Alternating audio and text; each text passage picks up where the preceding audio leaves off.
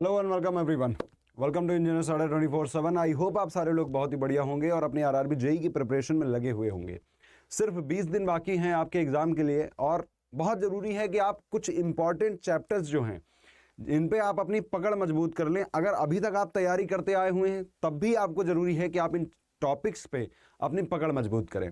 अगर आप किसी वजह से आप जॉब पे थे या किसी वजह से आप अभी तक अपना सिलेबस नहीं कंप्लीट कर पाए हैं, फिर भी कुछ ऐसे टॉपिक्स हैं जो मैं आपको दूंगा जिनको आप पढ़ के श्योर शॉर्ट क्वेश्चन कर सकते हो, मैक्सिमम मार्क्स अटेम्प्ट कर सकते हो, यानी 70+ मार्क्स आप आरआरबी जेई के एग्जाम में ला सकते हो।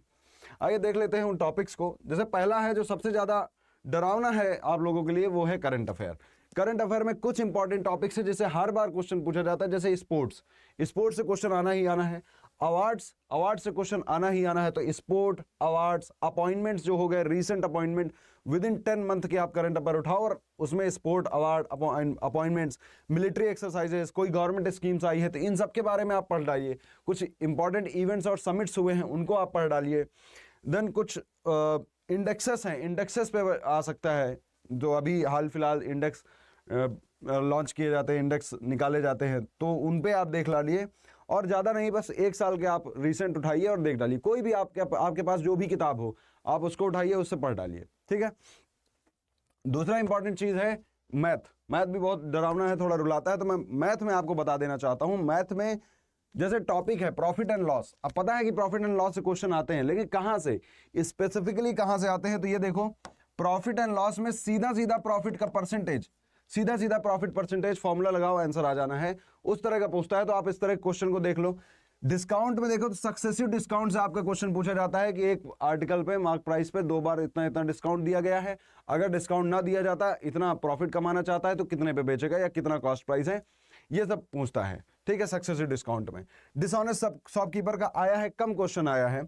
और क्वांटिटी एंड प्राइस वाले से कि कोई क्वांटिटी दिए गए, उसका प्राइस कितना है, एक रुपए में आपको इतना सामान खरीदता है, 1 रुपए में वो 20 नींबू खरीदता है, अब उसको 1 ही रुपए में कितने नींबू बेचे कि 30% का फायदा हो जाए। इस तरह वाले सवाल आते हैं। एक और सवाल आता है जहां पर कोई एक्स क्वांटिटी है और उनका सेलिंग प्राइस जो है, किसी क्वांटिटी के सेलिंग प्राइस, यानी कि मान लो किसी लेट्स सपोज 10 पेंसिल का सेलिंग प्राइस जो है वो 20 पेन के कॉस्ट प्राइस के बराबर है, तो आप प्रॉफिट परसेंटेज या लॉस परसेंटेज, इस तरह के सवाल आपसे पूछ लिए जाते हैं, तो इनको भी आप तैयार करके रखें, ठीक है। इतना। नेक्स्ट टॉपिक देखते हैं। टॉपिक्स एसआई और सीआई में, एसआई और सीआई से सिंपल पीआरटी बाई 100 पे क्वेश्चन पूछा जाता है, बस काम खत्म। इतना ही इसमें पूछा गया है एसआई से। सीआई से भी डायरेक्ट डिट्टो फॉर्मूला बेस्ड ही क्वेश्चन पूछा जाता है, ठीक है, सीधा फॉर्मूला बेस्ड। तो आप इतना देख लो, बहुत इंपॉर्टेंट है। कई शिफ्ट में इस तरह भी पूछा गया है कि सीआई और एसआई का डिफरेंस आप बता दो 2 सालों के लिए, तो PR/100 का स्क्वायर, ये सीआई और एसआई का फॉर्मूला होता है। इस पर बेस्ड क्वेश्चन मैंने जितने भी ट्रिक वीडियो जो मैंने बनाई हैं उन पर सब मैंने पढ़ा दिया है कि इस तरह के क्वेश्चन आए तो कैसे डील करना है, प्रॉफिट एंड लॉस में इस तरह का आता है तो कैसे डील करना है, हर एक टाइप का मैंने बता दिया है। दूसरा देखो, स्टैटिस्टिक्स से 3 क्वेश्चन आपको देखने के लिए मिलेंगे। मोड निकालना है, यानी जिसमें सबसे ज्यादा फ्रीक्वेंसी किसकी है, जो सबसे ज्यादा बार आता है, आसान सा क्वेश्चन आता है। दूसरा मीडियन, आपको 10 नंबर दिए हैं, उनका माध्यिका निकालनी है, मीडियन निकालना है। और फिर एक मीन होता है जिसमें इतने स्टूडेंट है, इनका एवरेज है, इतने स्टूडेंट इनका ये है, इनका मीन बता दो। ये वाले क्वेश्चन आते हैं, बस 3। इसी तरह अलजेब्रा से ये वाले खूब क्वेश्चन, हर बार हर शिफ्ट में एक क्वेश्चन इससे जरूर आता है कि बाइनोमियल एक्सपेंशन से, कि इनका स्क्वायर करके बता दो। फिर 3 इक्वेशन वाला भी क्वेश्चन दिया गया, जहां पे 3 इक्वेशन दिया गया और पूछ रहा है XYZ की वैल्यू क्या होगी, इस तरह आपसे पूछ लेता है। नंबर सिस्टम से रिमाइंडर थ्योरम पे क्वेश्चन पूछा गया है। डिविजिबिलिटी रूल पे क्वेश्चन पूछा गया है ना, तो डिविजिबिलिटी रूल आप पढ़ लो, रिमाइंडर थ्योरम आप पढ़ लो।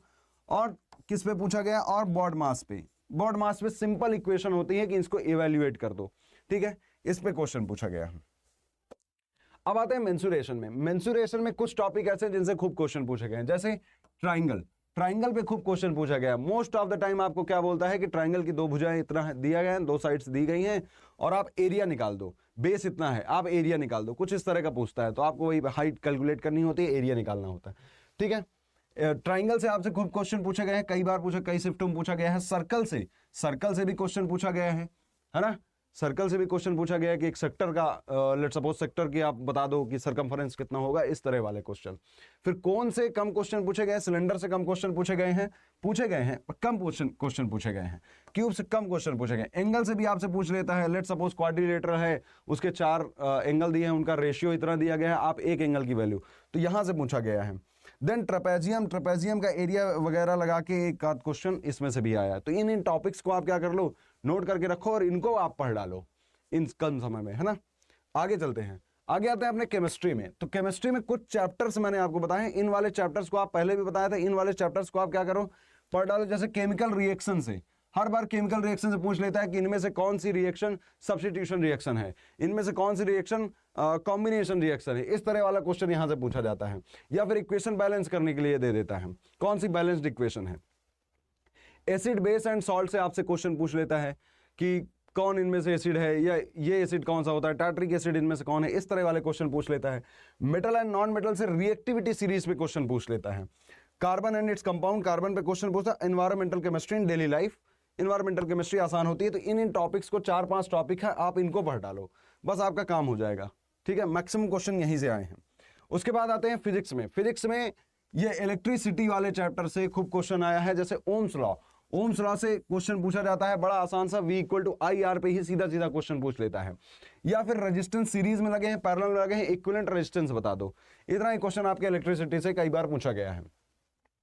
देन मैग्नेटिज्म से फ्लेमिंग का लेफ्ट हैंड रूल, ये सब क्वेश्चन पूछे जाते हैं। राइट हैंड रूल क्या होता है, फ्लेमिंग के रूल पे क्वेश्चन पूछे गए हैं आपके मैग्नेटिज्म से। मैग्नेटिक फील्ड के बारे में पूछ सकता है, तो ये वाला चैप्टर इंपॉर्टेंट है, electricity, magnetism. Ray optics and light से, रे ऑप्टिक्स एंड लाइट से भी आसान सा क्वेश्चन आता है, आप इसको देख लो, ये वाला चैप्टर भी तैयार कर लो। देन यूनिट्स, जनरल यूनिट्स आपसे पूछ ली जाती है किसी भी क्वांटिटी की, लेट सपोज कि मोमेंटम की आप यूनिट बता दो, तो इस तरह के आसान से क्वेश्चन आते हैं, आप इनको क्वेश्चन के थ्रू ही पढ़ सकते हो। ये तो गलत लिख गया, ये यहाँ पे नहीं है, है ना, ये मैथ का है, डिविजिबिलिटी बॉड मास, ये मैथ का है। तो ये टॉपिक्स इतने हैं आपके फिजिक्स में, जिनको आप तैयार कर लो, 4-5 टॉपिक हैं, मैक्सिमम क्वेश्चन यहीं से पूछा जाता है। नेक्स्ट उसके बाद आते हैं इसमें बायोलॉजी पे। तो बायोलॉजी पे ह्यूमन फिजियोलॉजी से सबसे ज्यादा क्वेश्चन पूछे गए हैं, है ना, ह्यूमन से रिलेटेड सबसे ज्यादा पूछे गए हैं। देन उसके बाद सेल, प्लांट का सेल कौन सा है, सबसे बड़ा सेल कौन सा है, प्लांट वाले का स्ट्रक्चर एंड फंक्शन पूछ लेता है।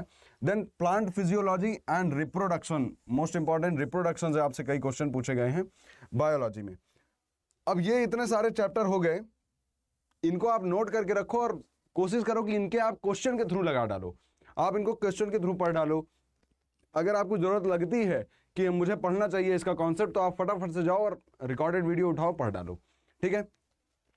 अब कि मैंने आपको दे दिया है मैथ के लिए, मैंने आपको YouTube पे ट्रिक वीडियो बना दिया है ना, तो आप इसी चैनल पे जिस पे हो आप इसको सब्सक्राइब कर लेना, क्योंकि बहुत सारे ज़्यादा इंफॉर्मेशन आपको मिलती रहेगी। आपको सिंपली जाना है इंजीनियर्स अड्डा पे, और इंजीनियर्स अड्डा 24/7 पे आप जाओगे तो आपको प्लेलिस्ट में जाना है, और प्लेलिस्ट में जाने के बाद ये मैंने मैथ की पूरी प्लेलिस्ट बनाई है, जिसमें आपको ट्रिक वीडियोस मिल जाएंगे, जिसमें 20 से 25 मिनट में मैंने कॉन्सेप्ट आपको सिखाया है, तो आप इसमें ले सकते हो। जैसे कंपाउंड इंटरेस्ट, अब कंपाउंड इंटरेस्ट में जितने इंपॉर्टेंट टाइप हैं, आ सकते हैं, आए हुए हैं, उन सब के क्वेश्चन मैंने एक ही बार में कराया, बहुत आसान ट्रिक से कराया, आप एक बार में समझ जाओगे, क्वेश्चन लगा लोगे। दूसरा डिस्काउंट, जितने तरह के क्वेश्चन डिस्काउंट से आए हैं उन सबको मैंने 20 मिनट 21 मिनट में समझा दिया है। इसी तरह रेशियो एंड प्रोपोर्शन, जितने तरह के क्वेश्चन आए हैं और जितने आ सकते हैं वो सब मैंने बता दिया है, हर एक टाइप। प्रॉफिट एंड लॉस का हर एक टाइप बता दिया है, सिंपल इंटरेस्ट के क्वेश्चन का हर एक टाइप और कैसे लगाते हैं बता दिया है। देन उसके बाद मैथ की ये है परसेंटेज के लिए बना दिया है, ठीक है। और इसमें मैं धीरे धीरे ऐड करता जा रहा हूं, तो आप उनको आगे देख सकते हो, आपके लिए बहुत इंपॉर्टेंट है।